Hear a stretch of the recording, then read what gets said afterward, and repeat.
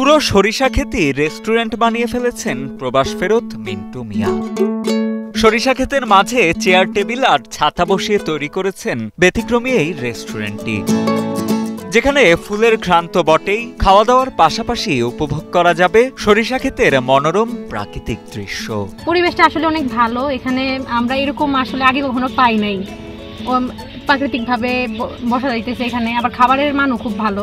এখানে অল্প দামে অনেক ভালো খাবারের আইটেম করছে দেখা যাচ্ছে, তো আসলে এখানে ভালো লাগবে অবশ্যই। 12 বছর প্রবাসে থাকার পর দেশে ফিরে এলাকায় একটি মুদির দোকান নিয়ে ব্যবসা শুরু করেন প্রবাস ফেরত মিন্টু মিয়া। নেত্রকোনা ঈশ্বরগঞ্জ রাস্তার পাশে নিজের সরিষা ক্ষেতে কিছু একটা করার চিন্তা ভাবনা করতে থাকেন মিন্টু। সেই ভাবনা থেকেই মাসখানেক আগে নিজের সরিষা ক্ষেতে চেয়ার টেবিল আর ছাতা বসিয়ে গড়ে তোলেন ব্যতিক্রমী এই রেস্টুরেন্টটি। পরিবেশটা খুবই চমৎকার, আর বিকেল দেখতে প্রচুর মানুষ হয়, প্রচুর মানুষ, যেটা আসলে বলার বাহিরে, একদম অনেক মানুষ হয়।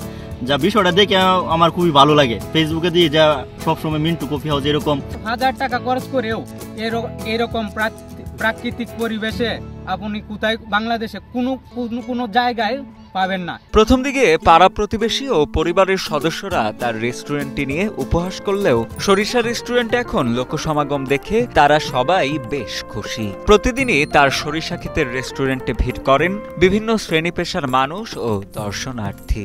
এখানে আমার ফ্যামিলি নিয়ে আসলে আইসা খুবই ভালো লাগতেছে। আশা করি পরবর্তীতে আরো আরো সুন্দর হবে। আমরা সরিষা রাস্তা থেকে দেখি, কিন্তু এখানে এরকম একটা রেস্টুরেন্টের মতো পরিবেশ তৈরি করাটা এটা অন্যরকম, এই ইউনিক একটা আইডিয়া আর কি।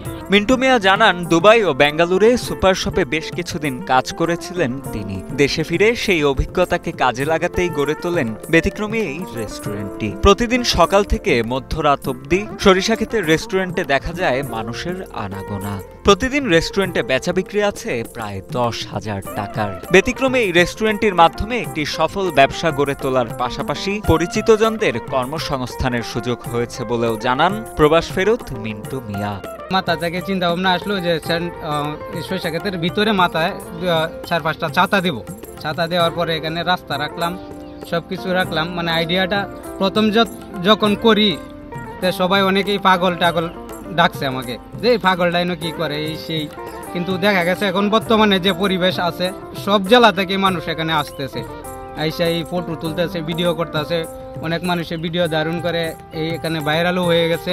খাওয়া দাওয়ার পাশাপাশি মনোরম প্রাকৃতিক পরিবেশ উপভোগ করা যায় বিধায় মিন্টুর রেস্টুরেন্টটি নজর কেড়েছে সবার। রেস্টুরেন্টে আসা এলাকাবাসী ও দর্শনার্থীরা জানান, সামাজিক যোগাযোগ মাধ্যমে রেস্টুরেন্টটি সম্পর্কে জেনে মিন্টুর রেস্টুরেন্টে এসেছেন অনেকে।